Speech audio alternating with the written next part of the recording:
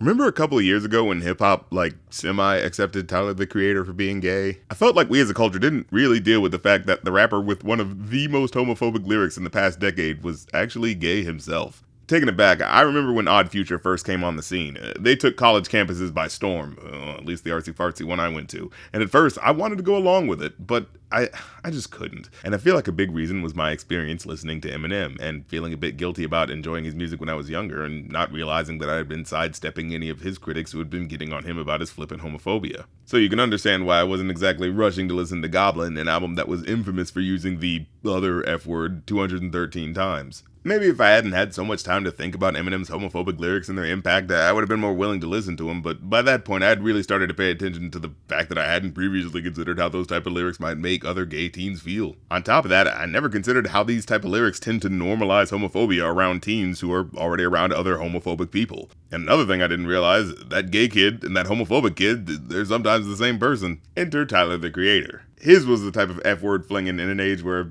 honestly, it felt like we were beyond at this point. And I don't mean we were better than that. God knows people are still homophobic and whatnot, but I mean by 2009, you could not be a super homophobic rapper in your lyrics all the time and have hit records. And I don't mean, oh, I don't vibe with queers type of lines. No, Eminem didn't just say, I don't vibe with queers. He said stuff like, whether you're a fag or les, or a homo sex, or math, or a trans or vest, pants or dress, hate fags, the answer's yes. He did that and still managed to have hit records like it didn't even matter. And let's not get it twisted. The fact that you can't do that anymore is good. It means things are definitely changing, if slowly. But for me, by the time I saw Odd Future specifically making a name for themselves off of the shock rap, which by nature is about crossing people's psychological boundaries and taboos, I kind of tuned out, because as I got older, offending people for the sake of offending them just felt empty to me. So I just didn't bother to listen, figuring all they were was the newest rap group dissing the same old targets, gay people and women. But then I heard that a member of the crew was a lesbian, and well, that kind of threw me off. And then Frank Ocean came out as bisexual, and, well, shit.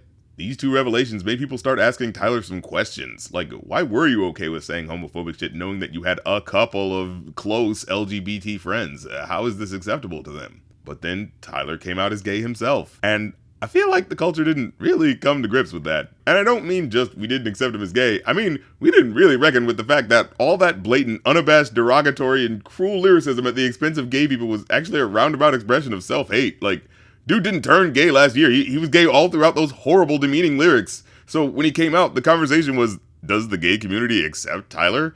But quite frankly, on an individual basis, I completely understand if a queer person still isn't cool with the music of a man who's always sounded so flippantly unconcerned about their issues in his music. My concern is that the loudest guy in the room of hip-hop's modern homophobia turned out to be the gayest guy in the room of hip-hop's modern homophobia. And I'm not dissing him for being a hypocrite here. I mean, we all know that the super homophobic preacher who turns out to be gay is a trope for a reason, because it happens in real life. I mean, this isn't a bug. It's a feature of any society that made it normal for decades to shame and insult people for loving someone of the same sex. Now, forgive me if I haven't seen an article really breaking down the reality of this revelation, and if you've seen this big outpouring of love for Tyler, the Creator, in the hip-hop community somewhere that I haven't seen, well, let me know. But well, I feel like I didn't need to be in the trans community or give a shit about the Kardashians to know who Caitlyn Jenner was. I know who Tyler is, and I read hip-hop editorials all the time, and the fact that a homophobic rapper turned out to be gay, that barely hit the radar on a lot of hip-hop sites. Like, some sites, I remember talking about it, but not nearly enough. It just felt like it was one of the things you could talk about that's a bit scandalous in what was happening. You know what I'm saying? Funny thing is, Tyler's even said on Twitter that he tried to come out many times, but either no one believed him or they just weren't paying attention. And when he did come out, you know, in such an obvious way,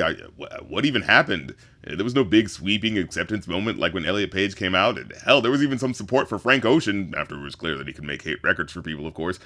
However, there was no huge wave of support for Tyler. There was just an awkward situation that everyone just sort of poked their sticks at before moving on.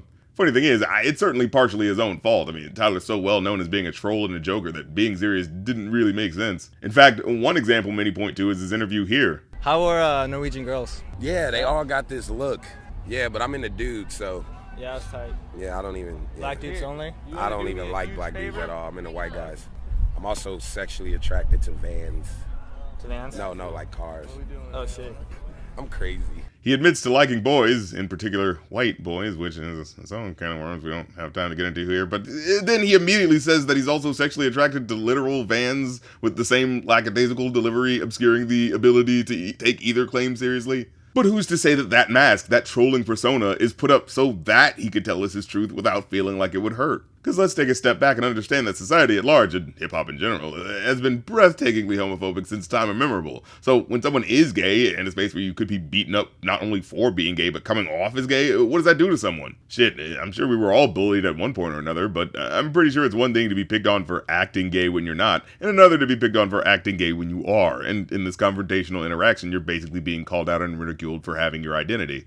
And just to speak directly to the hip-hop community, there doesn't seem to be any real celebration when a gay rapper comes out. There's just this tacit sense of, okay, fine, you're gay, just shut up about it and we'll be cool. Same with Young M.A., same with Dej Loaf, same with I Love Making, whose homosexuality only even became a hot topic after Migos said something about it. And this sucks, you know, like the state of this. I hate that in this modern age we see artists come out in other forms of art and they get this overwhelming acceptance of love, but for hip-hop we just do this collective nod and go like, alright, yeah, whatever. And I mean, I guess that may seem progressive to some, I mean, you know, because shouldn't we eventually reach a point where we're coming out as gay doesn't matter and is treated as kind of blasé? But to me, something certainly feels off. By which I mean, where was Tyler during all of Pride Month? Where's Dej Loaf? Where are all these artists being open and celebrating their love? And more importantly, their courage to come out in a world that, as much as we like to think is super progressive, fucking isn't. And let's be absolutely clear about this. The Supreme Court just ruled less than a decade ago that same-sex marriage is legal in all 50 states. But I ask you honestly, do you think everyone accepts gay people now? That hip-hop specifically is in the best place it could be in accepting queer artists? Well, for a quick example, let's take a look at the track listing for Lil Nas X's album, the biggest young artist to come out as queer. All the female artists of the day seem to be present and accounted for: Doja Cat, Megan, Cardi B, but the black male rappers are mysteriously absent. The one guy he's on the track with is Jack Harlow, a white rapper who could also be considered an outsider to the genre for some. I guarantee this isn't wild coincidence. I say all that to say, the next time a rapper comes out, maybe let's actively notice how we might be excluding people from musical spaces because of how queer aesthetics preemptively signifies exclusion from them. Let's have a discussion about not just tolerance, but acceptance, not just superficial signifying, but true representation. And most importantly, let's really look at the factors that cause our society to turn a guy like Tyler, the Creator, into a gay man who makes homophobic music. Or, as Tyler might say, a fucking walking paradox. But what do you think of the situation? Is there something I might have missed? Some factor I didn't notice?